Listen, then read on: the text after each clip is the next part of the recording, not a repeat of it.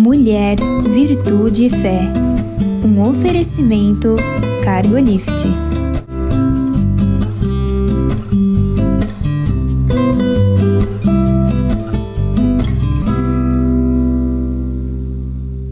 Olá, queridos. Olá, queridas. Sejam muito bem-vindos à nossa programação. É uma alegria ter você aqui conosco. Muito obrigada. Obrigado pela escolha, pelo desejo de passarmos esses momentos juntos. Não é, Yane? Isso mesmo. Um grande privilégio estar aqui também hoje. Então, hoje nós vamos falar alguma coisa um pouquinho diferente. Eu não costumo falar tanto sobre isso, mas é que eu vejo tanta necessidade no meio cristão, Yane, sabe? Que eu já tenho feito sim. Eu tenho falado muito em disciplina espiritual, porque nós precisamos de disciplina em nossa vida, não precisamos? Exatamente, para tudo precisa. Para tudo, não precisa.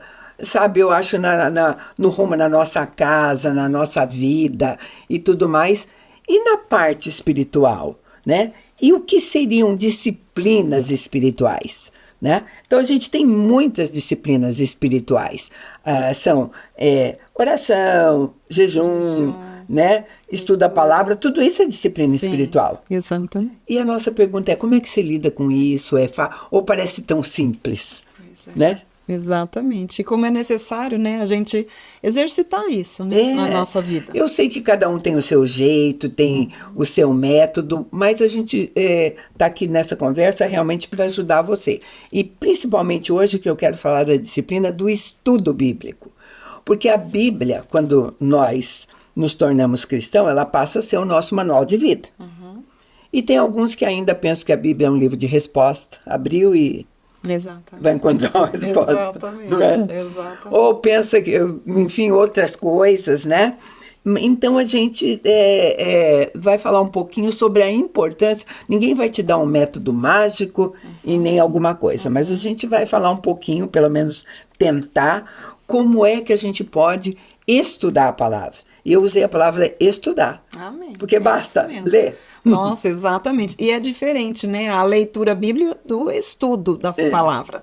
A gente pode ler textos fora de contexto e achar que é suficiente. Não. A necessidade que nós temos é de uma leitura sequencial das escrituras, né? Isso é muito importante. Eu até tenho percebido ultimamente como cresceu o número de livros devocionais. A gente encontra muitos livros devocionais, Mirtes, e eu tenho visto muita gente que embasa a sua fé e o seu conteúdo somente naquilo. Sim. Que alguém já leu a Bíblia e já fez, né? Já deixou tudo mastigado ali. E aí a pessoa vai por esse caminho mais prático de pegar aquilo ali. O que convenhamos é fácil. É fácil. Simples. Sabe, você diz, eu tenho meia hora e um bom livro, e um bom devocionário. Exatamente. Né? Você não tem ideia de que uma boa meia hora mergulhada na Bíblia mesmo, né? É muito diferente. E né, até finalizando, o livro devocional, ele é muito interessante, mas para alguma coisa para acrescentar no nosso tempo com o Senhor. Ele não pode ser a fonte, né? A fonte da busca por conhecer quem Deus é a Bíblia. Sabe? E hoje a gente vai conversar, para a gente compreender primeiro, você precisa compreender o que você está lendo, sabe?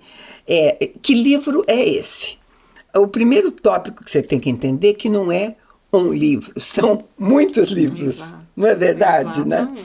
Para mim isso foi uma revelação, porque a minha formação é essa. Eu sou de humanas, sou formada em letras. Quando eu peguei a Bíblia, eu achei assim, eu estou acostumado a passar 4 anos fazendo pós-graduação de letra, tudo interpretado. Não é um livro de interpretação. Exatamente. Né? Então, a gente tem que entender o que é que você vai começar a ler. Você vai começar um livro que é composto de muitos outros livros dentro dele. Exatamente. E você tem que ter uma noção também qual vai ser o assunto que vai ser tratado nesse livro.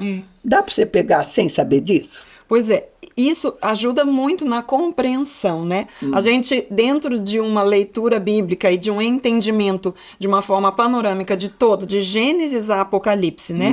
De todos esses 66 livros.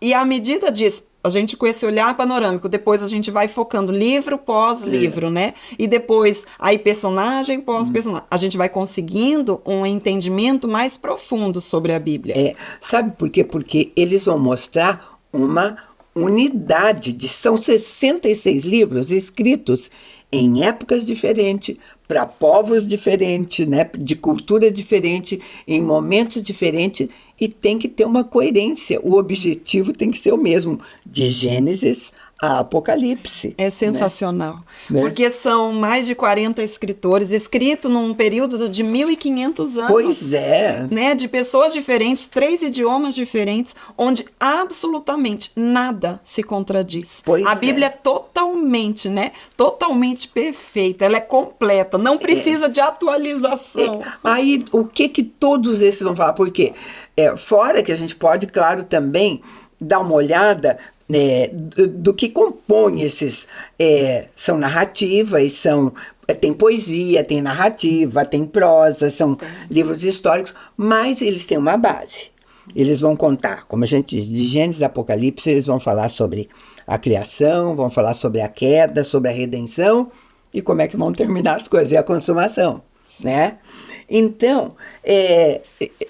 tem uma divisão entre Antigo e Novo Testamento, né? E tem toda uma história que nós vamos perceber nesses diferentes autores, diferentes estilos até, né? Mas todos eles vão nos levar a conhecer quem é Deus. Exatamente. Né? É muito interessante que a Bíblia é uma autorrevelação de quem é Deus. Né? Então, ele está revelando a nós quem ele é. Sabe? Então, você precisa adquirir, nós estamos falando de narrativa bíblica, tentando ajudar você. A habilidade de cada livro que você vai ler, você sempre vai... aquele livro vai estar inserido numa perspectiva maior, muito maior do que você ficar, porque senão é muito fácil falar assim, pessoas que você conhece a Bíblia, tá? Eu adoro o livro de Salmos, e pronto. Não sabe nem em que momento, ou em que período, quem foram os autores de Salmos e tudo mais, que nos ajuda muito a ter essa compreensão maior. Sim, né? Exatamente. Né? Tanta gente que... eu tive uma experiência, foi a semana passada. Foi muito interessante, porque eu estava conversando com alguém e a coisa, eu digo assim, você conhece bem a Bíblia? Eu nem perguntei se ela eu perguntei se ela conhecia bem, quer dizer, é um pouquinho mais... Ela falou, não, eu nunca nem abri uma Bíblia. Né? Parece, para nós, assim, parece Sim. quase impossível que no mundo de hoje alguém nunca tenha mexido com a Bíblia. Ou você lida, às vezes, com pessoas assim? Não. Às vezes eu vim, né, de uma família que tinha uma Bíblia aberta dentro da minha casa, quando a gente era jovens, assim, né? E, na verdade, ninguém nunca mexeu numa Bíblia, nem abri a Bíblia, né? Então, depois que eu me converti, que eu fui conhecer a Deus. Então, como é que a gente pode? Hoje a gente vai conversar um pouquinho sobre isso, sabe?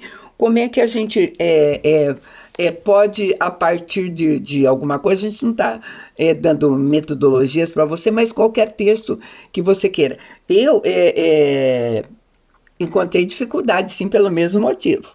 Sabe? Porque quando eu começo a frequentar uma reunião carismática, onde todo mundo tinha a Bíblia, eu comprei uma para mim e com ela na minha mão eu dizia, uau, por onde eu começo? Né? Porque não é assim, eu vou comer, o primeiro livro é Gênesis, eu vou começar em Gênesis e terminar em Apocalipse, numa leitura absolutamente linear, sem parar, com determinados detalhes, né? Enfim, né? E sempre existe, eu acho que para nós hoje, mais do que nunca, livros também, outros livros que nos apoiam na leitura da Bíblia. Exatamente. Né? Que nos ajudam na compreensão. Né? Porque a Bíblia também vai tratar de fatos históricos. A história, às vezes, vai estar lado a lado com a narrativa bíblica, com aquilo que Deus colocou. Exato. Né? É muito interessante isso, porque os livros históricos vão contar a história do povo de Israel, né? Desde a sua criação lá em Abraão, e toda a história, até depois, quando Jesus voltar. Mas é muito interessante a gente entender essa linha do tempo da história bíblica, né? E quando a gente começa a observar os livros históricos da Bíblia, tanto o Antigo quanto no Novo Testamento, a gente consegue entender de uma forma mais ampla a história. E aí todas as demais histórias, como os livros poéticos, eles vão se encaixando dentro dessa linha da história. Sabe, para você não ficar perdido. Eu gosto de pensar que, no mínimo, você tem que fazer...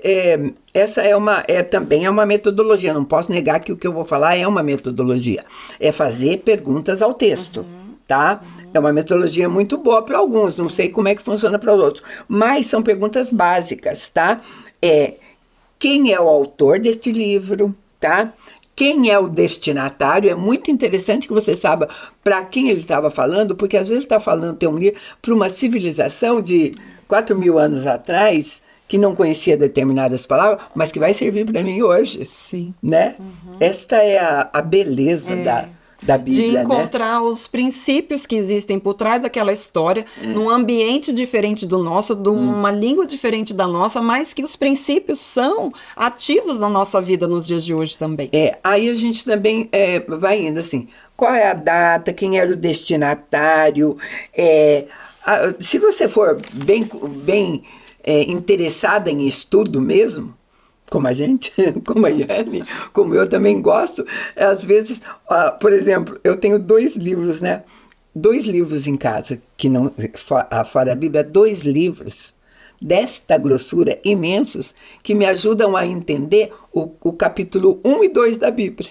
O Gênesis 1 e 2. Eu comprei intencionalmente os 2 livros de 2 autores diferentes, né? Não só de teólogos, mas cientistas mesmo, para estudar só dois capítulos de Gênesis, sabe? E sabe quanto tempo leva isso? Algumas semanas, né? Não é de repente, né? E uma coisa que eu acho interessante, não sei qual é a sua opinião. Eu vou ler alguma coisa, mesmo que eu tenha que me deter, porque a gente vai se deter para pegar a riqueza de tudo, não é bom que a gente leia primeiro, principalmente se ele for curto, inteiro, para depois voltar e pegar os detalhes? Eu gosto também. Né? Porque daí você já tem uma noção de alguma coisa, né?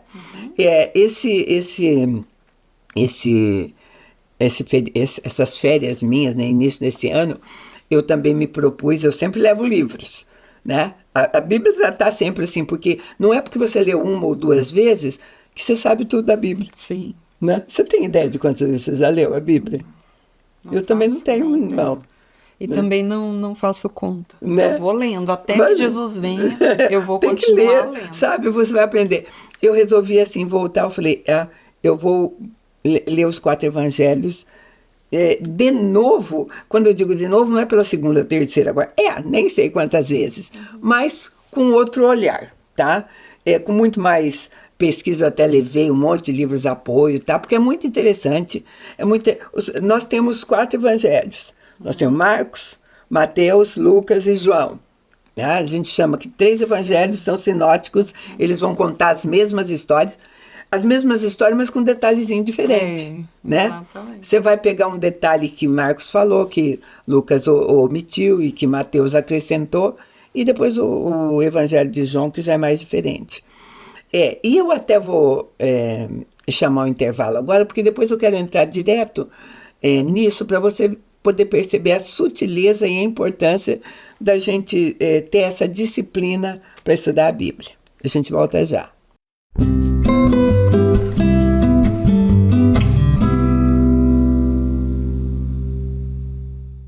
No mundo em constante transformação, nos posicionamos com a ética e a integridade. Alicerces para promover a justiça. Propomos o equilíbrio onde prosperidade e integridade caminham em conjunto, contribuindo para um mundo mais justo. Fortalecemos laços, conectamos propósitos, contribuímos com sua cultura. Juntos impulsionamos o desenvolvimento de negócios e relações éticas. Aqui a ética é nosso guia, a coragem, nosso caminho.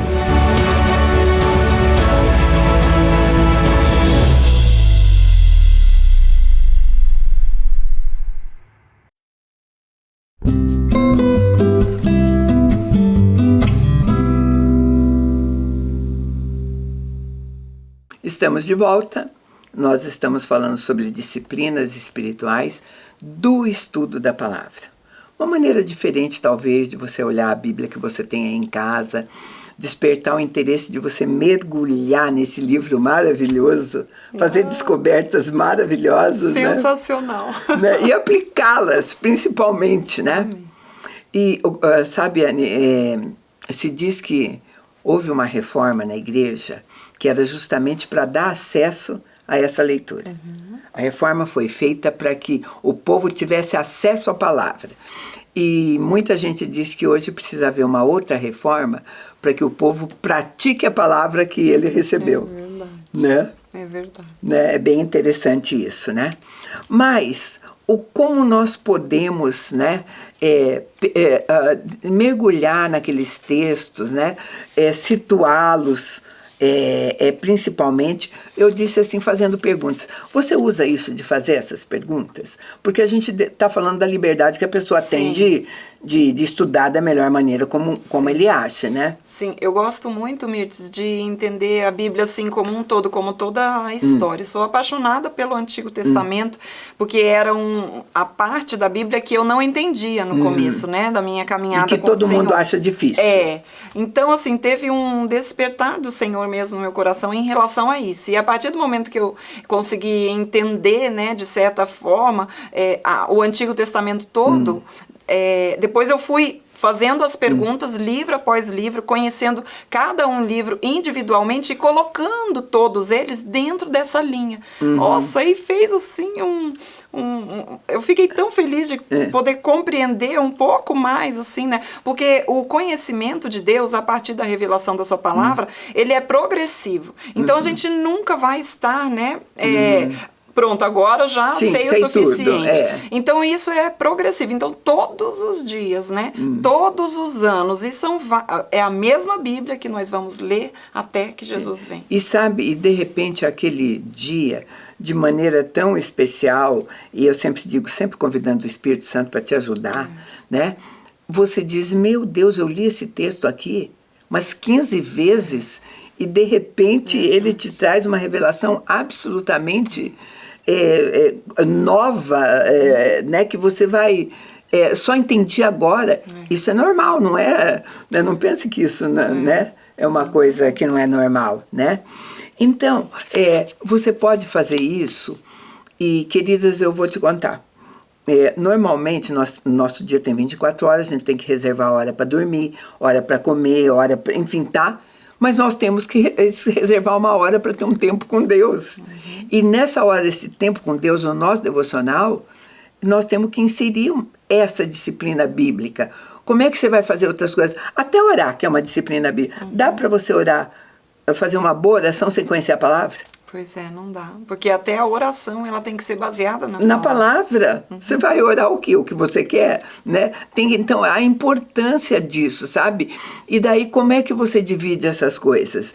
Então, quando a gente fala isso, algumas pessoas ficam até constrangidas, porque quando ela pega essas 24 horas, ela percebe que o menor tempo delas foi dedicado a isso, né? Exato. Essa é uma... E vale para todo mundo, vale para mim. Quando eu fui morar eu sempre divido a minha vida com Deus em antes e depois de Pernambuco. Pernambuco como estado da federação. Porque antes de eu ir para lá, eu tinha uma vida estruturada aqui de trabalho, de ministério, de cuidado de filha, marido, fazer compra, um monte de coisa e tal. E tinha horário devocional também, que se encaixava nisso. Quando meu marido foi fazer o doutorado dele lá, eu deixei metade dessas coisas aqui e sobrou muito mais tempo. A minha paixão pelo estudo da palavra começou lá. Porque, de repente, as minhas filhas iam para a escola lá, ele ia fazer o doutorado dele e eu não levei nada.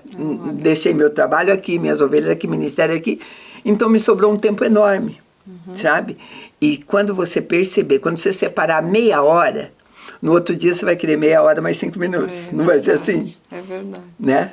Depois você vai querer mais meia hora, mais 10 minutos. E assim vai. E daí o que fazia? Eu ia para rede, porque no Nordeste era muita rede, 5:30 da manhã o sol já entrava no tua casa. Eu levava 2 versões diferentes da Bíblia, sabe? Uma na linguagem de hoje, uma linguagem mais contemporânea, outra revista corrigida, clássica. Levava um dicionário bíblico, levava caneta, caderno e tal. É um bom método. Olha que delícia, eu gosto. Eu costumo dizer que a gente precisa escrever, Precisa né? escrever, precisa marcar. Você tem que abrir o texto e marcar quando, sabe? O verdinho é quando. Onde foi que aconteceu isso, né? Então, como é que a gente pode fazer isso? Iane, eu escolhi textos do Novo Testamento, que é mais fácil para a gente conversar com você que está aí, eu penso que é. E exatamente como nós vamos lidar com eles, porque, como eu já te disse, os evangelhos, 3 deles vão contar as mesmas histórias.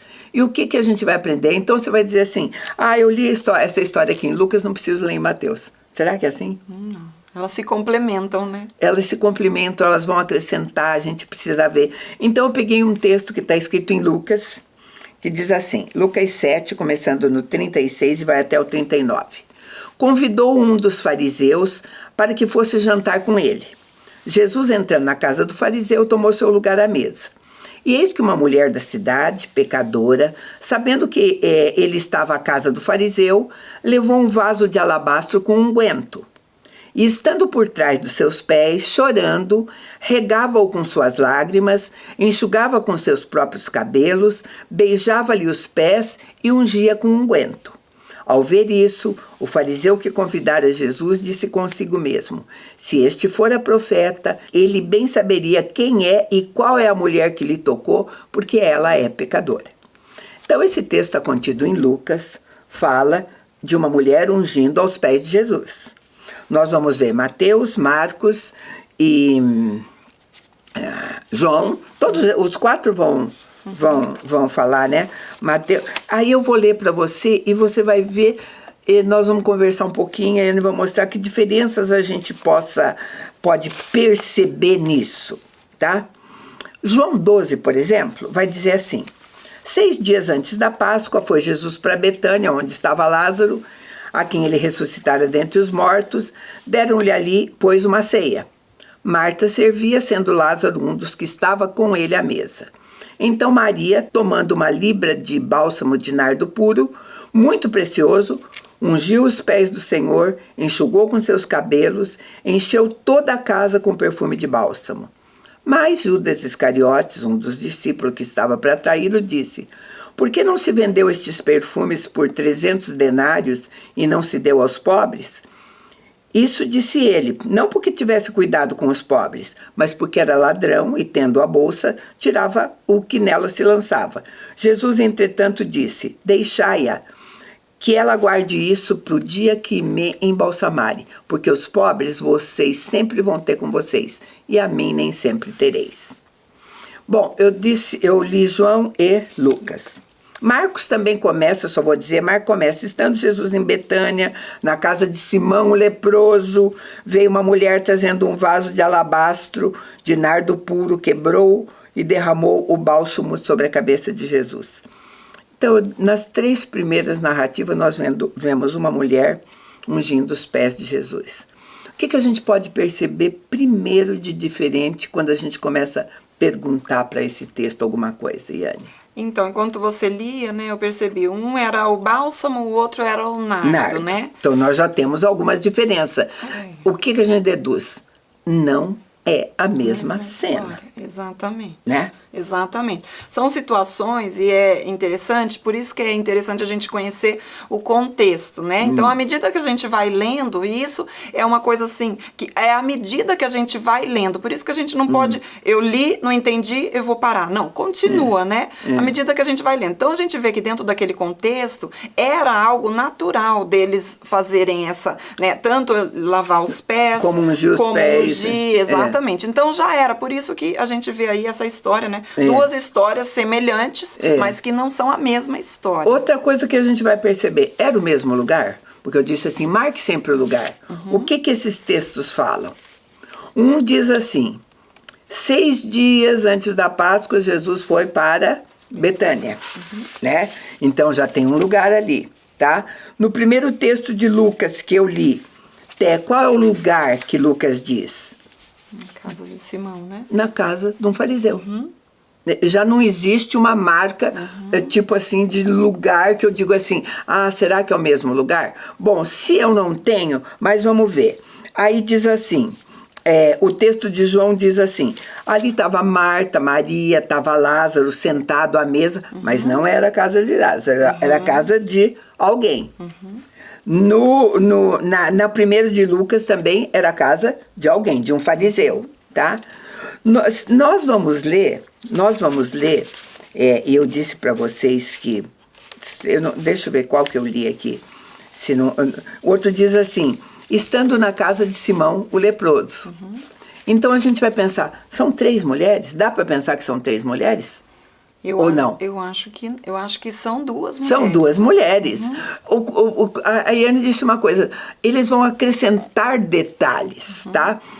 O fariseu chamava Simão, tá? Mas tinha um outro Simão também na casa. Então tinha 2 nomes, só que um era fariseu. E as intenções, a gente pode pensar em intenção. A intenção de Lucas, esse que convidou Jesus, era para conhecê-lo melhor. Ele queria saber, olha, ele está fazendo milagres, eu vou ver quem ele é.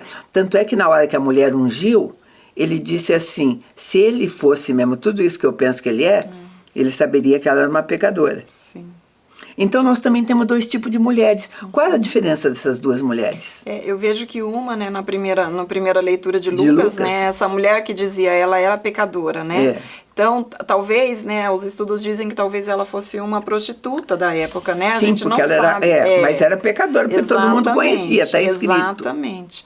E na outra era Maria, né? Maria, irmã, os 3 amigos, né? Que eram amigos íntimos de Jesus, Lázaro, Marta e Maria. Né? Então, a gente já nota a diferença, não são as mesmas mulheres, não é a casa do mesmo homem, mas nós temos 3 cenas. E eu peguei intencionalmente isso, porque se tem uma coisa que as pessoas confundem na Bíblia, são as Marias, né? Acham que são as mesmas, né? Os cegos também, é o mesmo cego, esse cego que Lucas falou é o mesmo que... E se a gente for parar para esses detalhes, nós vamos perceber esse contexto que a Iane está marcando, tá? E tá falando, e vamos nos enriquecer com detalhes. Gente, nós estamos falando, e até a intenção de Jesus. No primeiro com a pecadora, a intenção dele foi realmente perdoar aquela mulher, né? E a gente vê a gratidão dela, né? Sim. Como ela chega lá e ela derrama aquele nardo, esse nardo puro dela, era 1 ano de trabalho. Sim. Esse frasco de perfume, né? 1 ano de trabalho para ela conquistar aquilo ali, né? Em oferta. Na segunda... Ele não é uma questão de perdão, ele é uma adoradora, ele está nos mostrando alguém que também adora com alguma coisa muito cara, muito preciosa, né? Exatamente. E Anne, esse assunto é uma delícia, não é? É muito bom. Só que o nosso tempo não é tão longo assim. A gente promete que a gente volta com disciplinas bíblicas para vocês, né? Vamos enriquecer essa conversa, porque na hora que você mergulhar desse universo da palavra, eu tenho certeza que você não quer sair mais, né? Verdade. Muito obrigada pela sua companhia. Convidamos você para estar conosco num próximo programa. Deus te abençoe.